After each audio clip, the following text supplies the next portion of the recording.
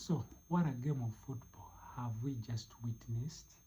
Man City has dropped points at Stadium of Light, and this means Arsenal remain on top of the table with a 4 points gap, because they were 5 points. Man City have managed to get a draw.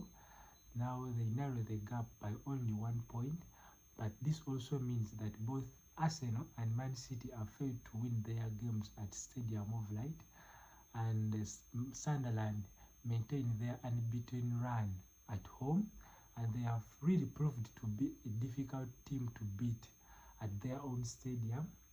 But boy, this was one of the most entertaining scoreless games I've watched in the Premier League. This game had everything except, of course, the goals. But if you talk about football-wise, the fights, the duels, defending, this game, this was a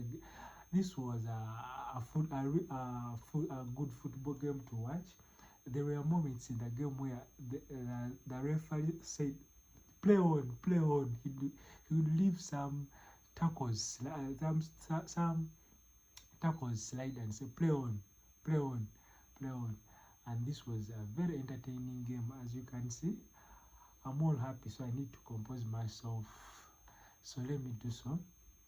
Where should we start from? I think let's start from the lineups.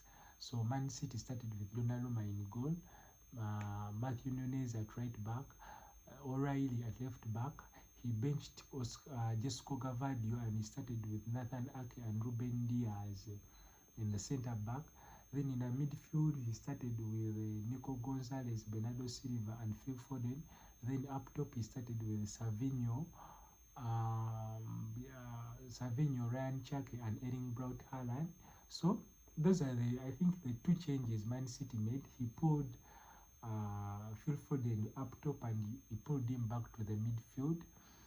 But boy, this was a very tough game for City. As I told you in my previous video, that this was going to be a tough game for Man City, and boy, it was a tough game for Man City. Sunderland made everything difficult for City. There were moments in the game where their coach, he used to do like this. I think he used to tell them to stay compact. They did not give City any space. They did not allow City to, City likes to have the ball, to pass the ball left, right, center. And what Sunderland did so good, they would let City build up from the back. There were moments in the game where they let them build it at the back, and they wait them in their own half. City enjoys they enjoy pinning teams in their half, and Sunderland did that, but they stayed compact for the whole 90 minutes. They would, City likes to pin teams on their 18-yard box. So Sunderland, they would pack all the 10 players on their 18-yard box, and they would not let anything any ball slip through their defense in the 18-yard box. So they really give City a run for their money. Yeah, this was an entertaining game to watch. But if you look at Man City, I think they were slow in the first half. I think their movement on the ball was too slow, but they changed that in the second half.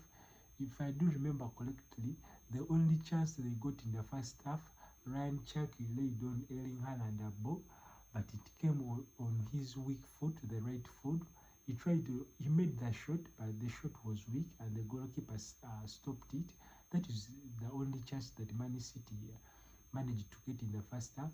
And for Sunderland, in the first half, they played those long balls for Adingla, and Adingla was cooking Matthew Nunes in the first half. And in the first half, I think it was a 50-50 game. Sunderland they also lacked quality in the final third.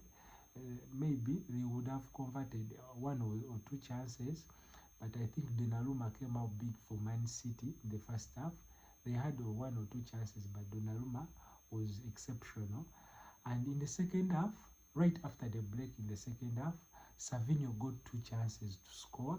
I think there is a ball that Ryan Chake laid up for him, and all he had to do was to press the ball on target, but he hit it over the bar. and it was it the 46 minutes immediately after the first half. Then he later got another chance. I think after 2 minutes. Then the keeper saved it, and after that he got injured, and Pep Guardiola had to bring on Jeremy Doku. We all thought, all reports were saying that Doku was injured, but he brought on Jeremy Doku.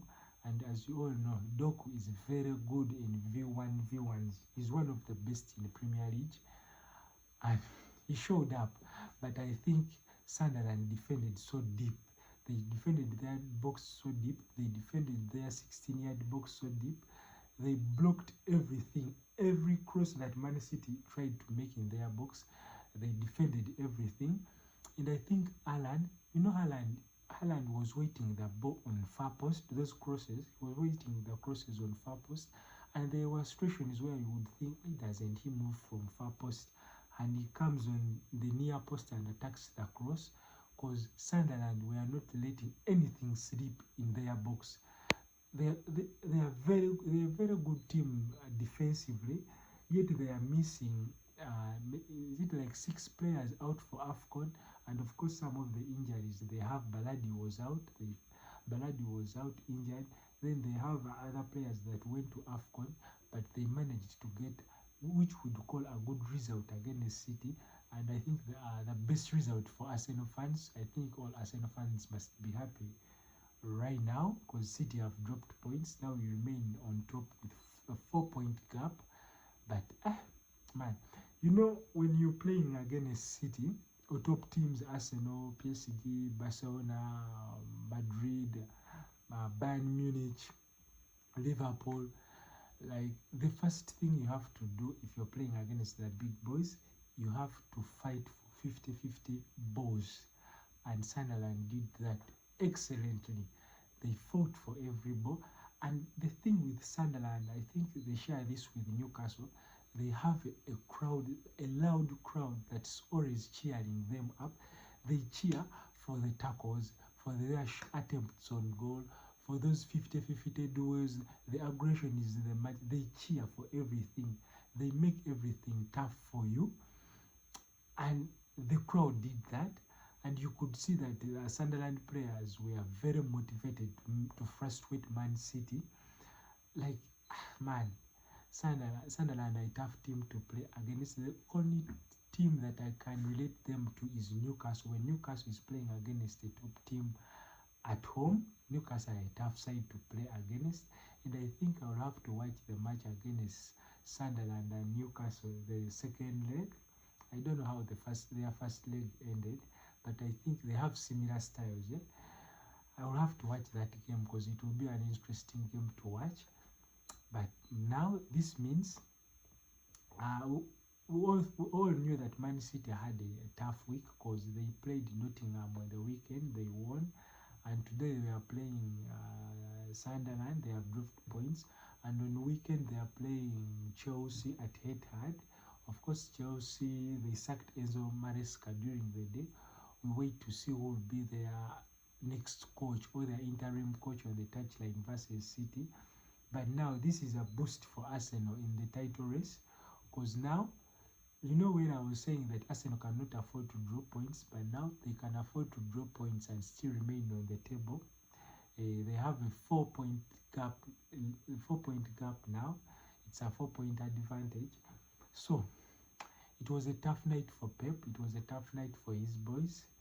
Yeah, but the good thing, they managed to get a point, and it means both Arsenal and Man City are fed to win at Stadium of Light. So let's see which team will be able to beat Sunderland at Stadium of Light. Bye-bye.